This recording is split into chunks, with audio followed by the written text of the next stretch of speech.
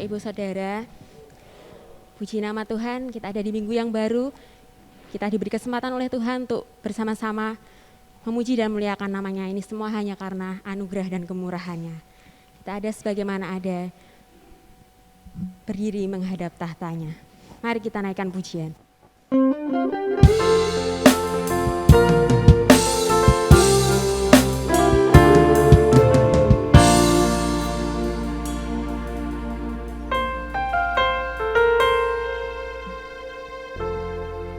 Ku ada sebagaimana ku ada,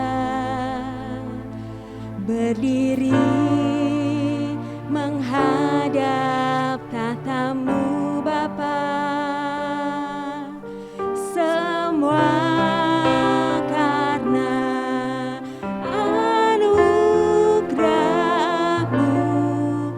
yang telah selamatkanku.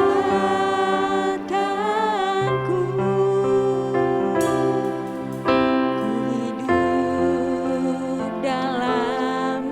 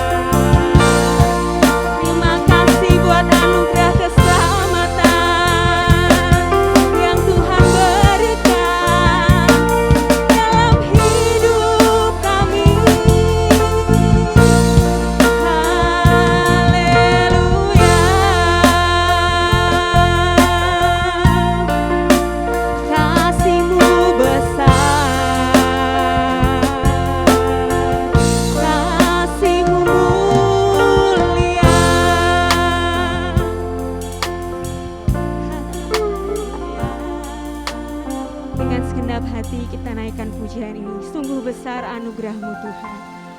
Besar anugerah-Mu,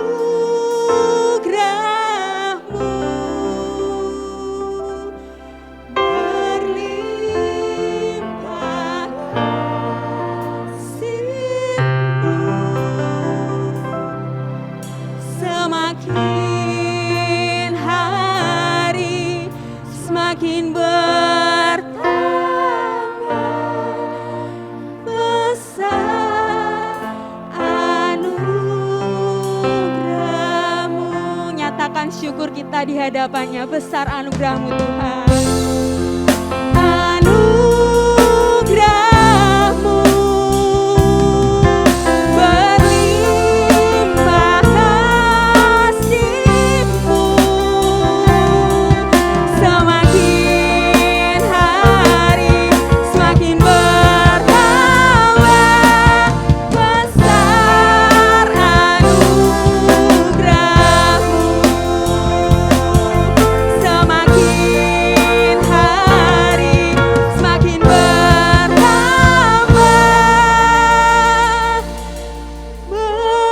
Besar anugerah-Mu.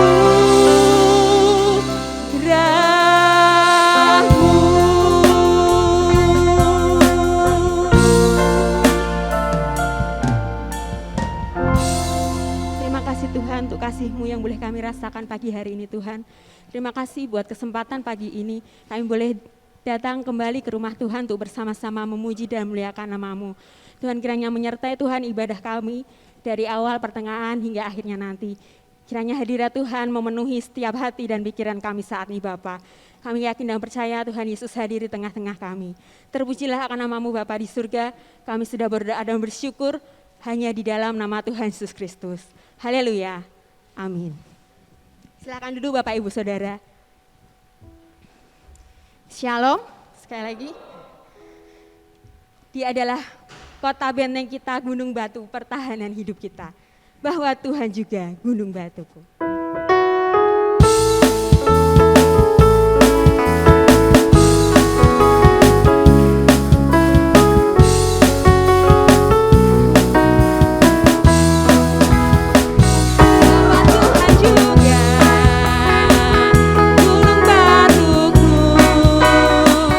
Bahwa Tuhan juga kota bentengku, bahwa Tuhan juga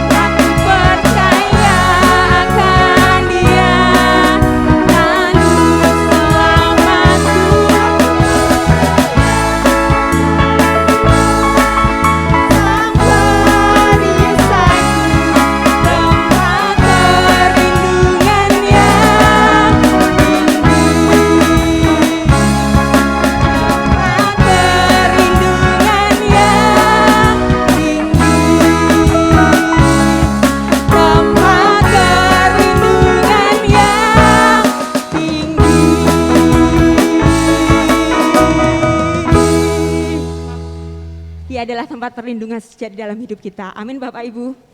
Mari kita bangkit berdiri kembali. Kita pujikan. Dia adalah Allah yang benar, gunung batu keselamatan hidup kita.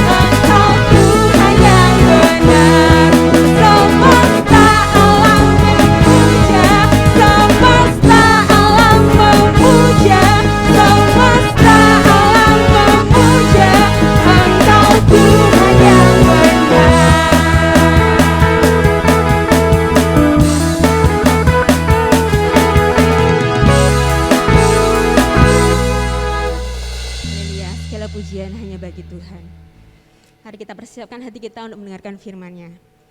Dia adalah Allah yang senantiasa memberi terbaik dalam hidup kita. Aku percaya.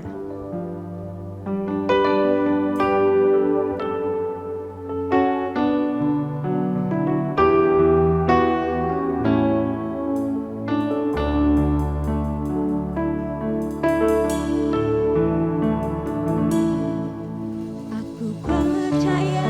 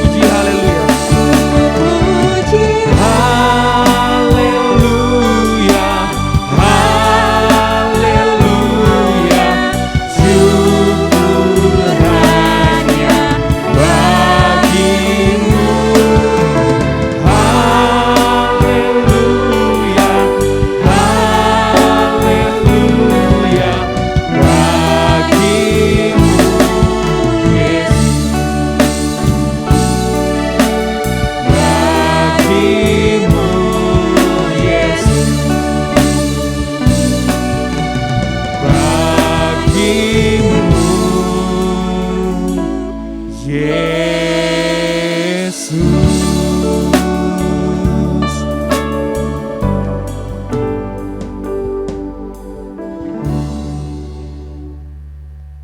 Kami merendahkan diri di hadapan Engkau, Tuhan Allah yang Maha Tinggi, yang kami puja, yang kami sembah, yang kami kenal dalam nama Yesus Kristus, pribadi yang selalu memberikan yang terbaik, lebih dari apa yang kami minta, lebih dari apa yang kami pikirkan. Kami mengetahui setiap rencana yang Tuhan sediakan dalam hidup kami adalah rancangan yang terbaik. Oleh karena itu pagi hari ini, baik kami yang saat ini beribadah di dalam gedung gereja ataupun yang kami yang menikmati sajian rangkaian ibadah lewat tayangan YouTube, kami percaya Tuhan, kami bersatu hati bahwa kami rindu tidak hanya meminta yang terbaik, tapi memberikan yang terbaik di hadapan Tuhan.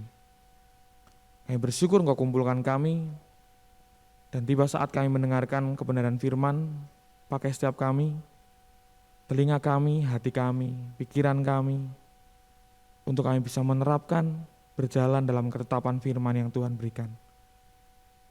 Berikan urapan, berikan kuasa dari tempat Maha Tinggi untuk hamba-Mu yang boleh membagikan renungan pada hari ini. Dan setiap jemaat-Mu yang mendengarkan boleh terbuka hatinya, karena kebenaran firman Tuhan memerdekakan setiap kami. Kami bersyukur di dalam nama Tuhan Yesus Kristus. Haleluya. Amin. Jemaat yang kasih Tuhan boleh duduk. Di nama Tuhan. Shalom. Berjumpa kembali dengan saya, Didik. Terima kasih untuk kesempatan yang Pak Hosea berikan untuk saya kembali dan juga membawakan renungan. Kita semua belajar banyak selama kurang lebih dalam triwulan ini. Hamba-hamba Tuhan sudah banyak berbicara, banyak menyampaikan materi-materi yang menguatkan untuk setiap kita. Untuk setiap pembelajaran dari minggu ke minggu kita melihat dengan seksama bagaimana Tuhan akan arahkan kita untuk menjadi pribadi yang bisa taat dan bisa percaya sepenuhnya pada Tuhan. Sampailah kita di penghujung tema triwulan, karena bulan depan ya Pak, atau minggu depan sudah berganti tema. Sudah sangat banyak yang kita pelajari, dan pagi ini saya rindu untuk menyampaikan, untuk mengajak Bapak Ibu yang dikasih Tuhan untuk merenungkan tentang ketaatan yang sejati. Kenapa ada kata sejati? Kenapa ada kata pure, murni, asli, tulen, sejati? Karena seringkali kita diperhadapkan dengan situasi dan kejadian-kejadian yang membuat kita melihat ada sebuah taat, tapi karena bukan dari dalam diri kita, atau lebih karena paksaan. Jadi ada ketaatan yang bersifat semu. Kalau kita berhenti di lampu merah, apakah itu taat peraturan? Iya, itu taat. Tapi kenapa kita bertaat di situ? Apakah karena kita takut ditilang? Ataukah kita memang menyediakan kesempatan untuk para pengendara lain untuk berkendara dengan lebih aman, menunggu mereka sampai ke penyeberangan atau sampai ke tempat tujuan yang kita lihat, atau kita akan saling mengadu. Saya yang lebih butuh dan lebih cepat sehingga saya tidak mau berhenti, langsung terobos dan segala macam. Nah, ketaatan-ketaatan inilah yang bersifat semu. Memang taat, oh ada lampu merah berhenti, dia taat. Sesuai peraturan dia berhenti. Tapi lebih kita gali lebih dalam bahwa ketaatan tidak hanya bersifat sesuatu hal yang takut akan hukuman atau takut tentang konsekuensi yang harus dijalani. Tapi ketaatan sejati membawa kita untuk semakin mengasihi Tuhan. Saya ajak untuk Bapak Ibu yang dikasih Tuhan membuka bagian firman Tuhan pada pagi hari ini di 1 Raja-Raja ayat 17. 1 Raja 17 ayat yang ke-7.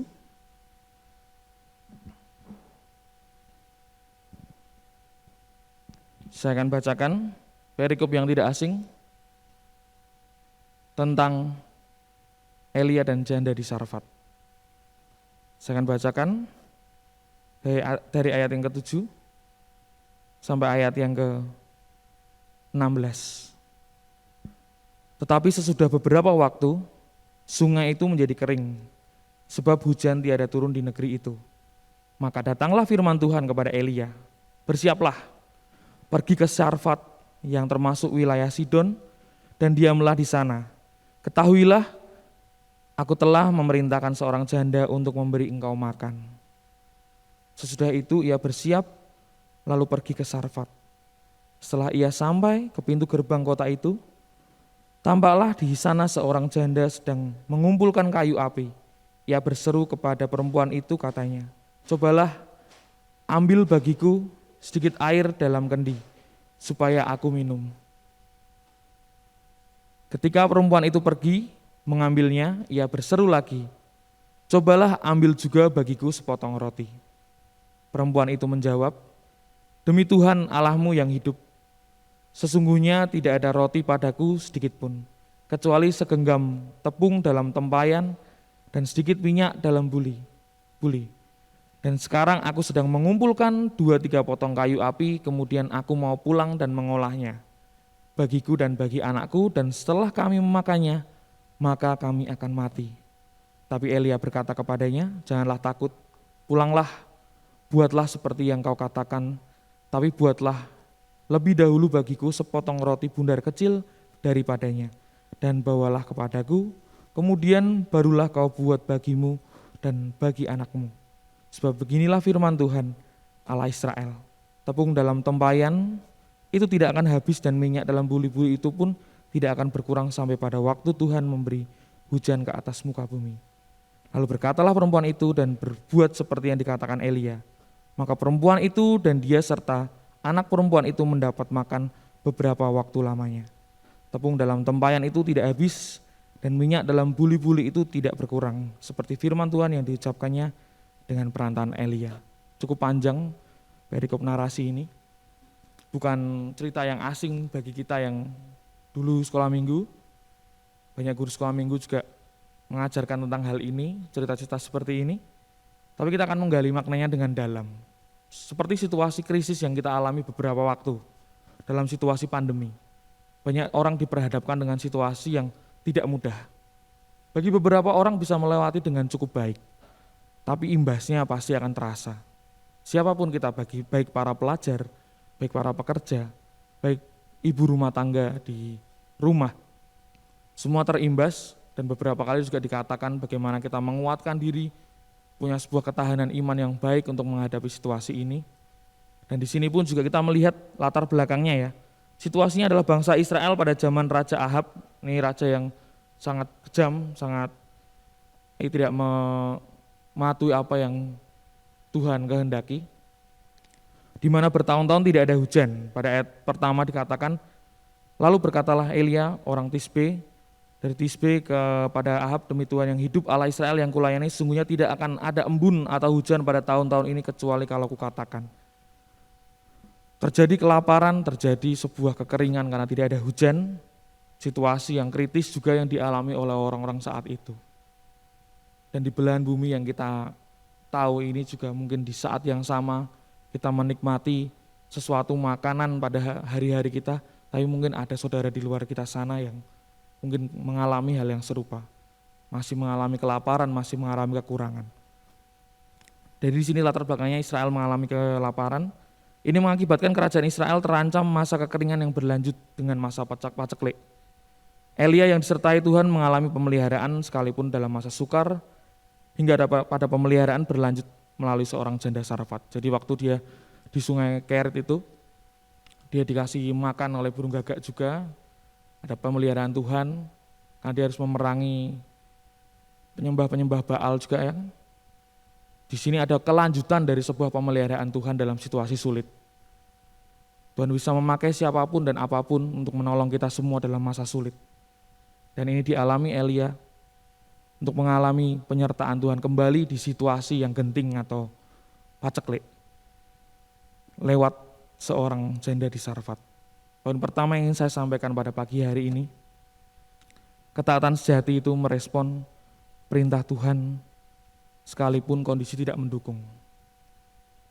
Kesejatian seseorang dalam melakukan sebuah ketaatan itu tidak melihat bagaimana apa yang ada di sekitarnya dia, tapi apa yang ada dalam diri kita, apa yang sedang kita persiapkan dengan apa yang melekat dengan diri kita. Kalau kita melihat janda di Sarfat, dia memberi di tengah kekurangan dan ya kemepetan kehidupannya. Saya lihat saya percaya juga bukan situasi yang mudah untuk berbagi dalam saat-saat kritis. Bagi beberapa di antara kita memang Tuhan izinkan untuk berlebih, punya hati yang ingin memberi. Banyak orang kan bilang itu mudah. Tapi saat kita mengalami kondisi di mana kita dalam batas limit hidup kita, tapi Tuhan mau pakai kita untuk memberkati orang lain, akankah kita punya ketaatan sejati yang merespon tanpa melihat kondisi yang Tuhan sediakan? Dari sisi Elia, dia merespon firman Tuhan ketika dikatakan dalam firman Tuhan, aku akan memberi makan engkau lewat janda. Kalau kita melihat situasi kondisi seperti apa yang Elia rasakan, wah, kondisi kekeringan ini, kondisi kelaparan ini, saya harus diberkati oleh janda. Kalau kita mau melihat dari realitanya, pasti kita akan berpikir, wah, janda dalam kondisi kelaparan dan kekeringan, kira-kira saya mau dikasih makan apa ya? Kalau Elia punya mental dan juga pemikiran seperti itu, pastinya dia tidak mau beranjak dari tempat di mana dia diberkati saat itu. Tapi karena seorang anak Tuhan yang merespon panggilan Tuhan, dia punya hati yang rindu untuk terus bergerak. Maka sifat dari kekristenan ini sendiri adalah kekristenan yang dinamis, yang selalu bergerak. Tidak berhenti pada satu titik dengan pencapaian tertentu, tapi kekristenan berlangsung seumur hidup untuk ada proses dari Tuhan. Ada satu saat kita nyaman di posisi kita saat ini, Tuhan kasih pemenuhan dengan cara yang ini, tapi ketika Tuhan minta untuk kita pergi, ada seseorang yang membutuhkan, bahkan kamu membutuhkan dia, walaupun secara nalar manusia, apakah tidak memberatkan dia ya? Nah, mungkin itu pemikiran yang baik, apakah tidak memberatkan janda itu ya? Tapi respon hati seorang Elia, yang sudah melewati pemeliharaan Tuhan hari demi hari, dia tahu bagaimana cara merespon dengan tepat. Apa yang dikatakan? Salah satu terjemahan mengatakan, up and go now. Bangkit, pergi sekarang. Bangun, pergi sekarang. Itu kata firman Tuhan. Apa yang dikerjakan dia? Dia mengerjakan sesegera apa yang Tuhan perintahkan. Karena di antara kita mungkin situasi membuat kehidupan kita cukup sulit, tapi ketika Tuhan bilang bangun, bangkit, pergi sekarang. Akankah kita menikmati rasa susah kita atau rasa pilu kita? Atau ada hati yang merespon bahwa oke, jika Tuhan yang minta saya untuk bangkit di tengah keterpurukan ataupun di tengah segala kenikmatan yang Tuhan berikan, akankah kita merespon dengan tepat apa yang Tuhan rindukan terjadi? Ada tindakan Elia yang untuk menunjukkan ketaatannya pada firman. Dan kita juga belajar dari sisi janda Sarfat. Jadi poin pertama yang saya katakan tadi adalah ketaatan sejati itu merespon tanpa melihat kondisi. Baik dari poin pertama tadi, bahwa ini adalah bersifat dari sifatnya Elia. Yang kedua, dari sisinya janda Sarfat. Dari sisi janda Sarfat pun merespon dari awal pertemuan dalam situasi yang sama-sama susah. Sama-sama susah dipertemukan dalam satu senasib sepenanggungan yang sama. Janda Sarfat tidak menutup diri untuk menjadi saluran berkat orang lain. Dia memang mengatakan kondisi, saya hanya punya segenggam tepung sama minyak sedikit. Habis saya buat ini untuk makan saya dan anak saya akan mati. Mendengar itu, Elia pun merespon, buatkan dulu buat saya. Karena dia tahu, kenapa dia mengatakan hal yang dalam tanda kutip, bagi orang kok keji ya, kok kejam ya. Sudah tahu kalau persediaan makanannya sedikit, tapi kok masih berani meminta. Karena pada dasarnya Tuhan yang menyuruh dia untuk menemui janda Sarfat tersebut. Dan melihat kondisinya pasti ada urusan Tuhan juga, tidak hanya untuk Elia, tapi untuk janda Sarfat tersebut. Pertemuan ini membawa kepada sebuah pengenalan bagaimana dari dua sisi orang yang terberkati dan diberkati sama-sama akan merasakan Tuhan. Sekalipun dalam kondisi kita mepet atau dalam kondisi kita mungkin tidak berkelimpahan, tapi Tuhan mau panggil kita untuk memberikan sesuatu dalam hidup kita. Bukan apa yang di luar kita, tapi apa yang ada dalam diri kita ini yang kita punya walaupun segenggam. Maukah dibagikan? Apa? Talenta mungkin, waktu, ide, gagasan untuk diberikan untuk kemuliaan Tuhan dan memberkati hambanya. Berapa banyak di antara kita yang setiap hari bertekuk lutut menghadap Tuhan untuk mendoakan gembala kita ataupun para majelis tempat ini. Karena tidak ada yang pernah tahu untuk menghitung kebaikan dan juga rasa kasih kita kepada pimpinan-pimpinan kita di tempat ini dengan berdoa. Segenggam itu bisa jadi berkat untuk orang yang sedang bergumul.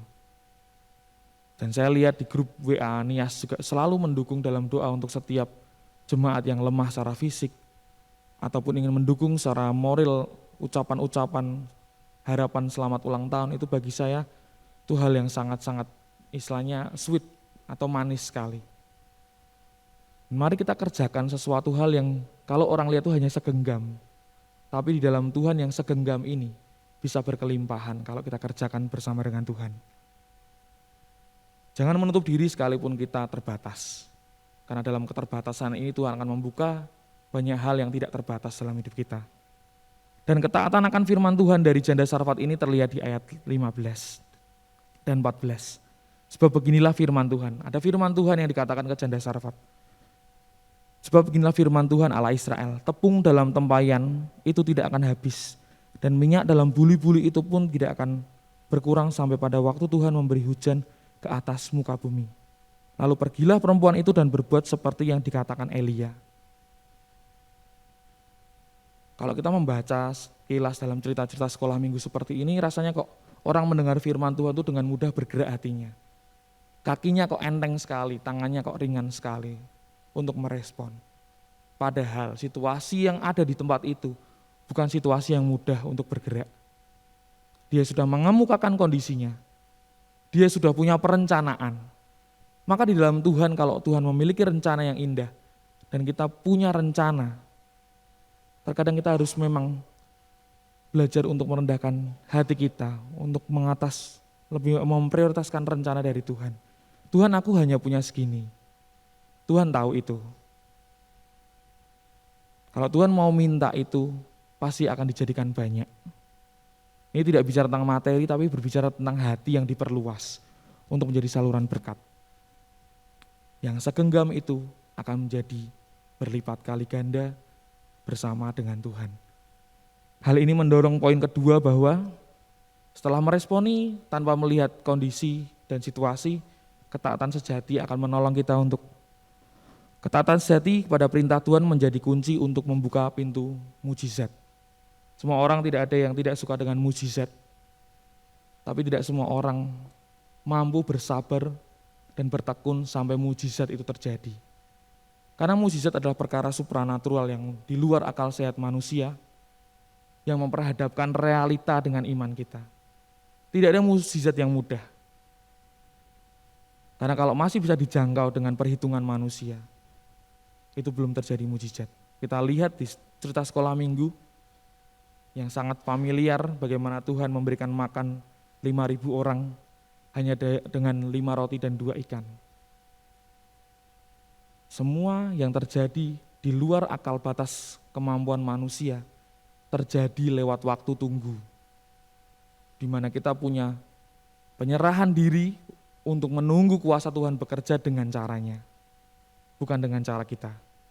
Banyak orang tidak lulus ujian ketika dia harus menunggu pertolongan tangan Tuhan.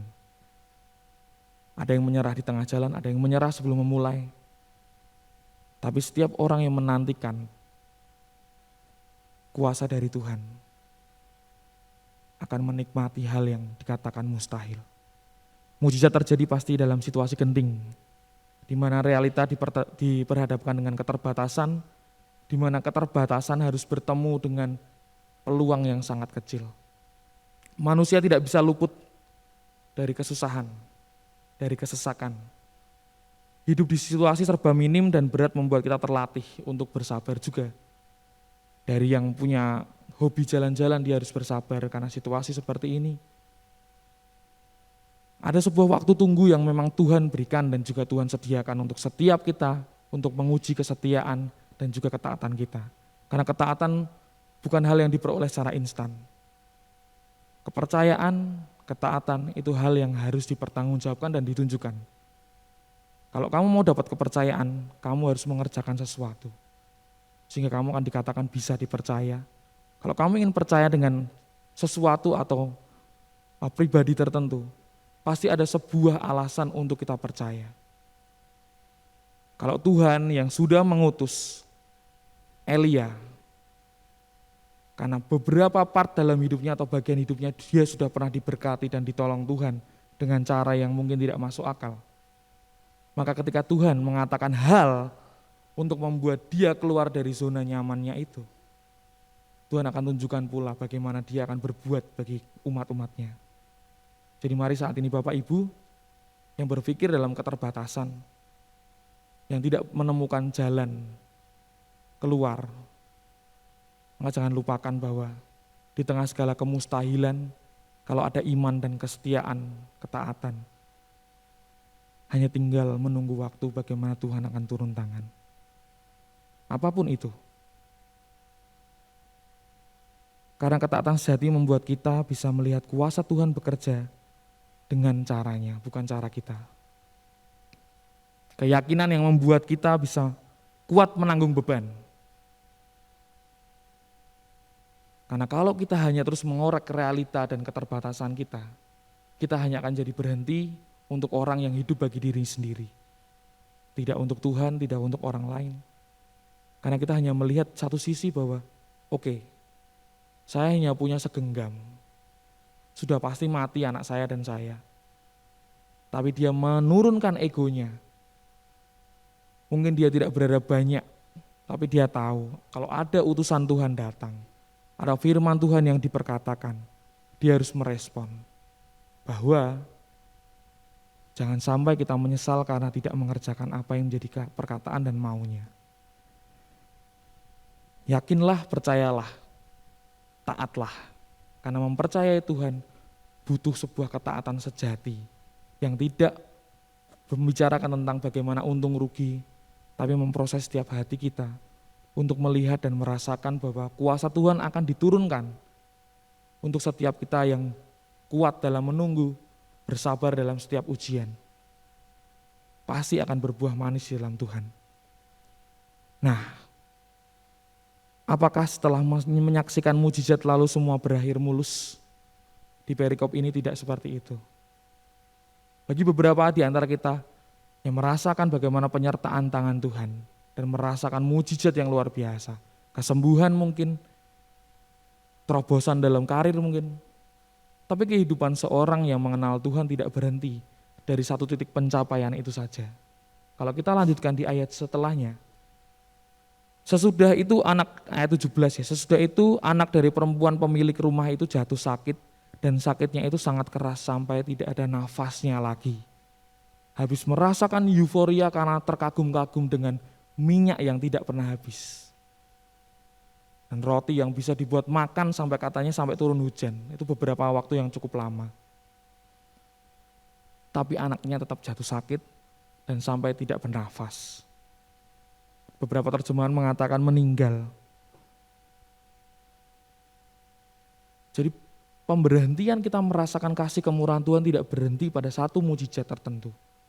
Orang yang mengalami khotbahnya Tuhan Yesus ketika dibagikan melihat secara nyata bagaimana orang 5.000 dikasih makan 5 roti 2 ikan, kehidupannya tidak berhenti dalam khotbah itu. Ada sesuatu hal yang harus dijalani setelah mendapatkan lawatan Tuhan. Sudah mengalami pengalaman Tuhan tidak berhenti merasakan euforia sesaat. Tapi ada ketaatan yang harus diperjuangkan terus-menerus. Di mana satu titik Tuhan menyatakan hal yang dahsyat, satu titik Tuhan akan memproses lagi. Ada pemangkasan-pemangkasan hal yang tidak perlu untuk menjadikan kita anak-anak yang berkenan terus di hadapannya. Murid-muridnya Tuhan Yesus tidak kekurangan pengalaman melihat seorang yang meninggal dibangkitkan. Tidak kekurangan pengalaman bagaimana mengubah air menjadi anggur. Membuat orang buta menjadi melihat. Tapi apakah mereka perjalanan kehidupan imannya mulus? Tidak. Bahkan seorang rasul, Petrus yang dikatakan orang yang pemberani, ketika dia ditanya, apakah kamu pengikut Yesus? Tidak, aku tidak kenal. Masa-masa di mana Tuhan rindu untuk ketaatan itu dikerjakan tidak hanya pada satu titik atau momen tertentu. Bagi yang sudah pernah melewati rasanya ujian nasional dan mengalami penyertaan Tuhan, hidup kita tidak berhenti pada satu ujian saja.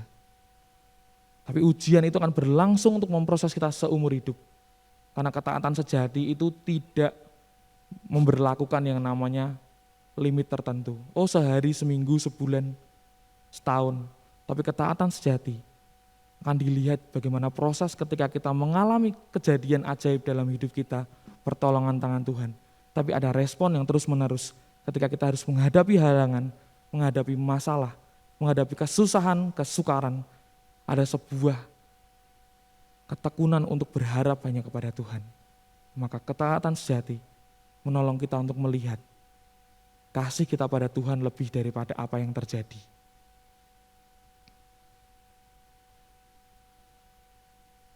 Dia tidak pernah menjanjikan langit selalu biru.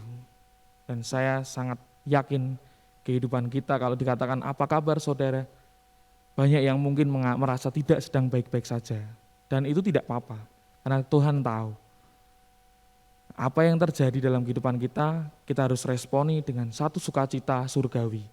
Karena sukacita surgawi tidak melihat situasi. Melihat situasi yang sangat pelik dalam kondisi sekarang ini, tapi kita melihat dengan sukacita surgawi, kita akan melihat ada peluang, ada sebuah terobosan yang Tuhan akan berikan untuk setiap orang yang bersabar dalam ujian, tekun dalam menanggung penderitaan, dan menang dalam situasi yang sulit. Yang dia janjikan adalah penolong yang mampu. Penolong yang mampu dan setia. Bukan kitanya yang mampu dan setia, tapi penolongnya yang Tuhan memang sudah sediakan untuk mendampingi kita. Yang tidak hanya mensupervisi atau melihat memantau kita, tapi mendampingi. Artinya berjalan beriringan bersama dengan kita untuk memampukan kita untuk dikuatkan, dijagai, disertai dalam mengerjakan ketaatan sejati. Siapa penolong itu? Penolong itu adalah Roh Kudus yang melatih telinga kita untuk mendengar perkataan firman Tuhan. Kalau di poin tadi ada perkataan firman Tuhan diperdengarkan, telinganya mendengar, merespon, hatinya merespon. Perilakunya bergerak. Orang dikatakan taat itu sesuatu hal yang bersifat-sifat. Kata sifat tidak bisa dilihat secara gamblang, tapi bisa dilihat dari perbuatan tertentu. Orang yang mengerjakan apa. Maka Tuhan menuntut kita untuk bergerak. Tidak hanya menyimpan firman dalam hati, tapi Tuhan rindu untuk firman itu bertumbuh sampai menjadi perilaku dan kebiasaan. Untuk ditunjukkan, untuk pada akhirnya Tuhan dipermuliakan. Roh Kudus melatih telinga kita mendengar firman-Nya, melatih hati kita untuk merespon isi hatinya, dan melatih kita untuk bergerak sesuai ketepatannya. Ketaatan sejati membawa kita kepada sebuah kebahagiaan. Dan untuk menutup poin renungan hari ini, kita tadi belajar bahwa ketaatan sejati berani merespon apa yang Tuhan katakan tanpa melihat kondisi. Ketaatan sejati mendorong kita untuk terus memberikan yang terbaik. Dan kita percaya seperti lagu yang sering kita dengar. Percayalah dan pegang sabdanya, hidupmu dalam Yesus sungguh bahagia. Maka kebahagiaan muncul karena ketaatan kita berpegang pada firman-Nya. Trust and obey. For there is no other way. Bahwa ketika tidak ada sesuatu hal yang membuat kita lebih bahagia daripada percaya dan taat sama Tuhan. Karena ketaatan dan rasa percaya yang kita taruh pada Tuhan tidak akan kembali sia-sia. Nah, dia akan membuat segenggam menjadi hal yang besar. Amin. Mari kita renungkan firman ini.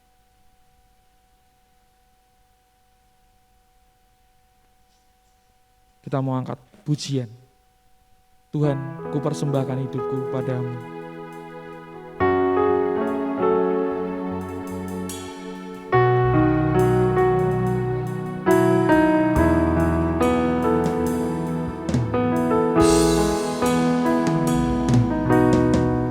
Ini aku, semua milikku, ku serahkan padamu, Tuhan.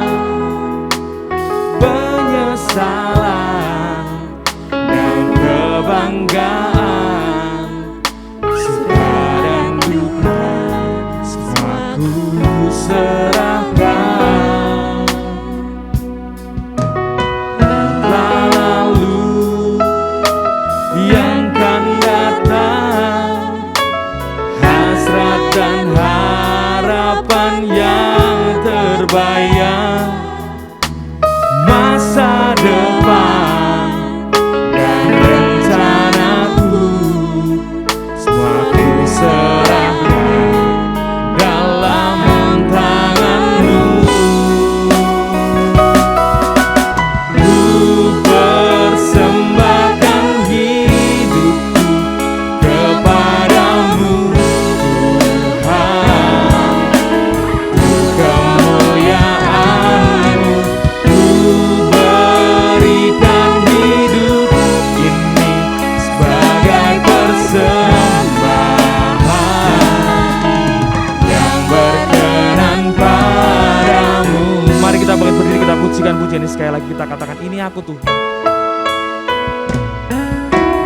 Ini aku, semua milikku, ku serahkan padamu, Tuhan. Penyesalan dan kebanggaan, suka dan duka, semua ku serahkan. Yang telah lalu, yang akan datang, hasrat dan harapan yang terbayang, masa depan dan rencanaku, semua ku serahkan dalam tangan-Mu. Ku persembahkan hidupku kepadamu, Tuhan. Untuk kemuliaan-Mu, ku berikan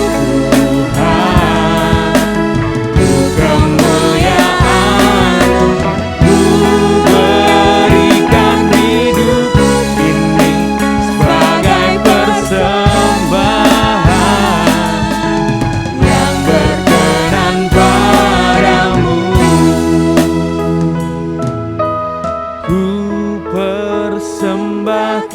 persembahkan hidupku kepadamu, Tuhan.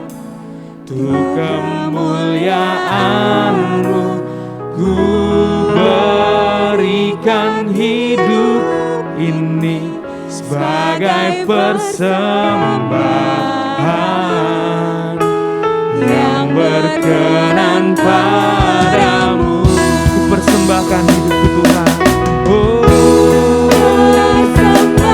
kami rindu memberikan yang terbaik bagi Tuhan, hanya untuk kemuliaan Tuhan saja. Ku berikan hidup ini sebagai persembahan yang berkenan padamu. Ku berikan hidupku, Tuhan. Ku berikan hidupku kepadamu, kepadamu Tuhanku.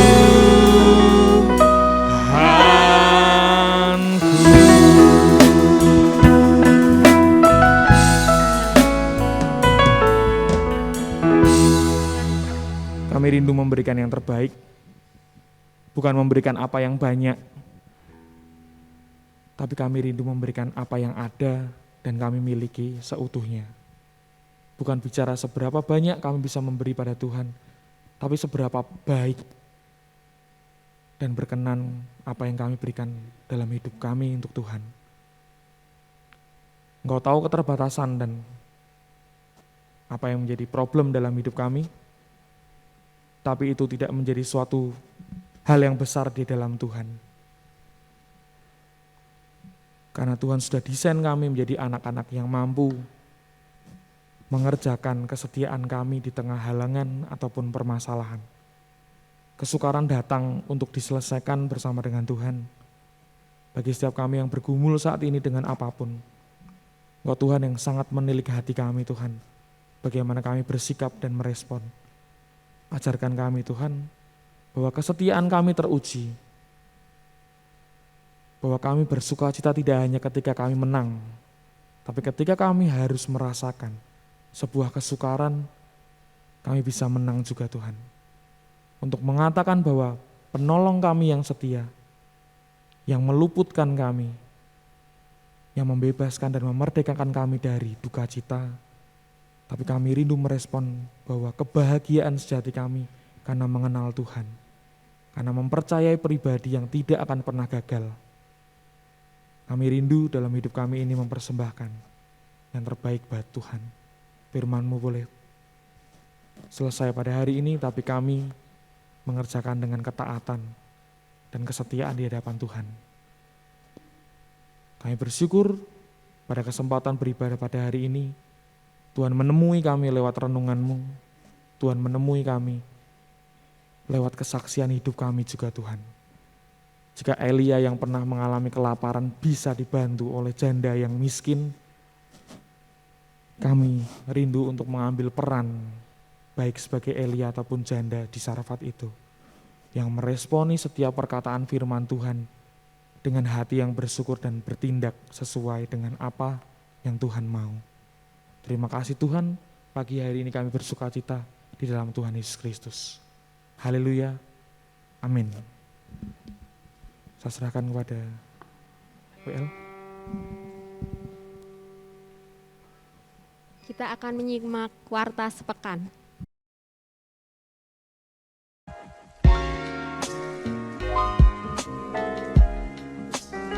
Shalom jemaat Tuhan yang terkasih, puji Tuhan pada hari ini kita telah mendengarkan firman Tuhan yang telah disampaikan oleh hambanya Bapak Didik Cahyo Kartiko. Adapun warta jemaat sepekan yang akan kami sampaikan sebagai berikut. Kita akan bertemu kembali pada ibadah raya Minggu 3 Juli 2022 dengan pembicaranya Bapak Pendeta Hosea Editiono. Ibadah online ditayangkan setiap minggu pukul 6 sore di channel YouTube GBI Hosana Semarang. Ibadah Abi Minggu 3 Juli 2022 dilaksanakan secara onsite pukul 7 pagi di ruang sekolah minggu GBI Hosana.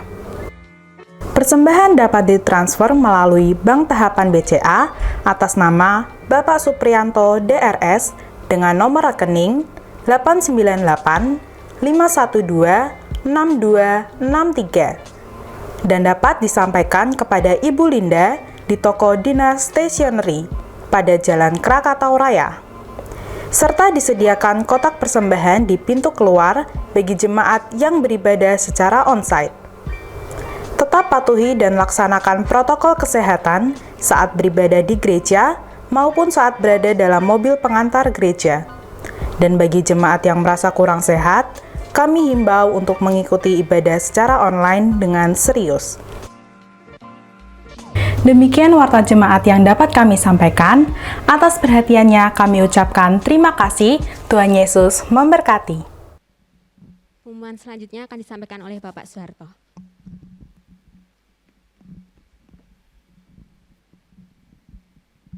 Salam. Ya. Puji Tuhan, ini kabar gembira bagi kita semua, saudara yang dikasihi Tuhan.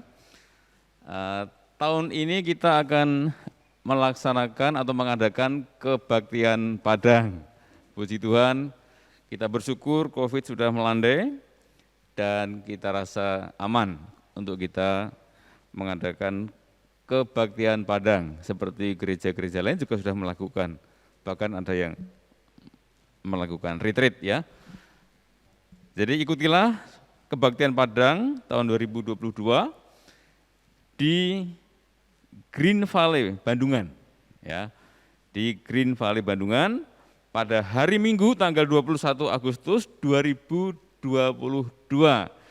Jadi nanti kita akan berangkat setelah ibadah seperti ini ya. Selesai ibadah kita akan berangkat, kira-kira jam 8:30 kita berangkat. Tanggal 21 Agustus 2022 dengan tema Terang Kristus mengalahkan kegelapan. Ya, puji Tuhan. Pendaftaran bisa dilakukan mulai hari ini, ya mulai hari ini, tentu beserta biayanya ya sekalian. Dan akan ditutup pada hari Senin tanggal 18 Agustus 2022.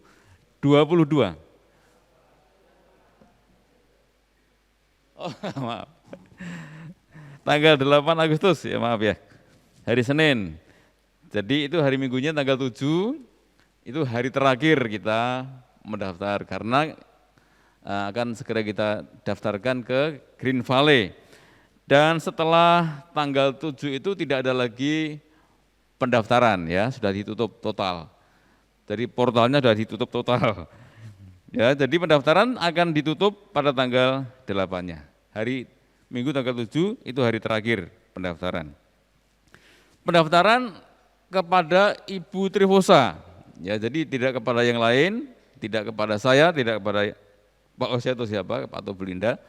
Hanya kepada Ibu Trifosa. Ya, berikut biayanya. Sekarang mengenai biaya, ya. Biaya untuk usia 11 tahun ke atas, ya, usia 11 tahun ke atas, untuk biaya normalnya itu 110.000, saudara ya. Tetapi kita juga akan memberikan subsidi, saudara bisa membayar 100.000, jadi disubsidi 10.000. Tapi kalau karena sesuatu hal, saudara tidak bisa memilih dua-duanya ini, bisa menghubungi saya. Ya, kalau ada sesuatu hal yang merupakan kendala, bisa menghubungi saya. Jadi biaya normalnya itu 110, ya. Tapi saudara bisa membayar 100.000 dengan tarif atau biaya subsidi. Untuk usia 5-10 tahun, Rp50.000, ini subsidi. Kalau mau bayar penuh juga tidak apa-apa, boleh ya, lebih juga baik. Puji Tuhan. Kemudian untuk usia 1-4 tahun, gratis. Tetapi dengan catatan konsumsi membawa sendiri. Jadi orang tuanya harus bawa konsumsi sendiri. Enggak dapat jatah di sana ya. Jadi ini pengikut saja ya, tidak kita daftarkan nanti. Untuk usia 1-4 tahun. Kemudian fasilitas, tentu yang utama adalah berkat rohani kita akan dapatkan ya kalau kita mengikuti acara ini. Kebersamaan juga kita bangun ya, refreshing, kita sukacita bersama, ada gathering di sana ya. Tetapi kita juga akan menerima fasilitas lain, transportasi. Jadi transportasinya ini sebenarnya gratis. 110 itu hanya untuk di sana sebenarnya, tapi puji Tuhan panitia sudah banyak dibantu oleh saudara kita tertentu untuk memberikan transportasi gratis. Kemudian snack 2 kali. Jadi nanti sebelum kita berangkat akan dibagikan snack untuk sarapan pagi, bagi yang belum sarapan pagi ya. Dan di sana juga akan dikasih snack lagi, makan lagi ya. Kemudian makan siang, ya, makan siang di sana nanti ya. Dan lokasi plus, jadi ada sound system macam-macam akan disediakan di sana dan lain-lain. Ada door prize, ada hadiah-hadiah nanti akan dibagikan di sana ya. Itu pengumuman penting bagi kita. Ikuti, daftarkan segera, jangan terlambat karena pendaftaran akan ditutup tanggal 8 Agustus. Daftarkan kepada Ibu Trifosa.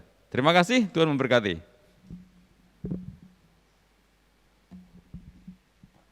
Ibadah Minggu tanggal 3 Juli 2022 akan disertai perjamuan kudus. Demikian pengumuman, saya persilakan Bapak Gembala untuk doa berkat dan penutup.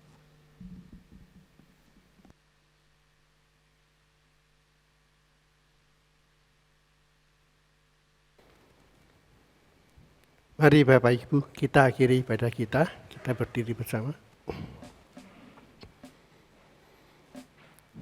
Tuhan, terima kasih untuk ibadah yang sudah Tuhan berkati pagi ini, baik lewat pujian, lewat pemberitaan firman-Mu, kami diingatkan bahwa ketaatan yang sejati adalah ketika masalah terjadi dan kami tetap taat dan setia kepadamu. Percaya dan setia Engkau Allah yang peduli dalam setiap masalah kami. Berkati hamba-Mu Pak Didik yang sudah membagikan berkat firman Tuhan pagi ini buat kami. Kami percaya Tuhan, setiap kami sudah diberkati. Terima kasih untuk kehadiran Tuhan di tengah-tengah kami. Sekarang kami akan pulang dalam kasih damai sejahtera-Mu. Sebelum kami pulang, terima kasih Tuhan, Engkau Allah yang melawat menyertai kami.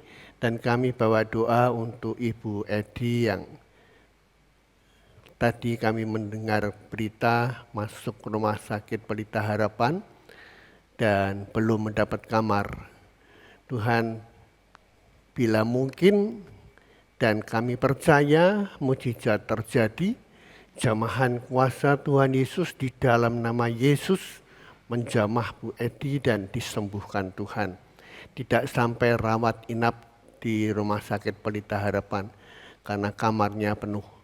Terima kasih Tuhan, kami sekarang akan pulang dan kami percaya damai sejahtera menyertai kami. Berkati setiap kami, jemaat-Mu yang sudah hadir dalam ibadah pagi ini. Berkati juga jemaat yang sebentar sore akan mengikuti ibadah online. Sekarang Bapak Ibu yang saya kasihi, mari kita angkat tangan kita. Pulanglah dalam kasih damai sejahtera Allah, kasih Allah Bapa, pengorbanan Yesus Kristus Tuhan di Golgota untuk menebus melayakkan kita menjadi anak-anak Allah dalam dimensi waktu tanpa batas, diselamatkan dan menjadi ahli waris surga. Dan persekutuannya yang intim melalui rohnya yang kudus terus menyertai memberkati engkau dimanapun engkau berada, segenap aktivitas usaha pekerjaanmu disertai Tuhan dan diberkati. Tuhan memberkati engkau dan melindungi engkau. Tuhan menyinari engkau dengan kasih karunia-Nya. Dan pagi ini Tuhan menghadapkan wajah-Nya kepadamu untuk memberikan damai sejahtera Allah hari ini, esok, sampai Maranatha Yesus datang kembali. Yang percaya di dalam Yesus berkata, Amin.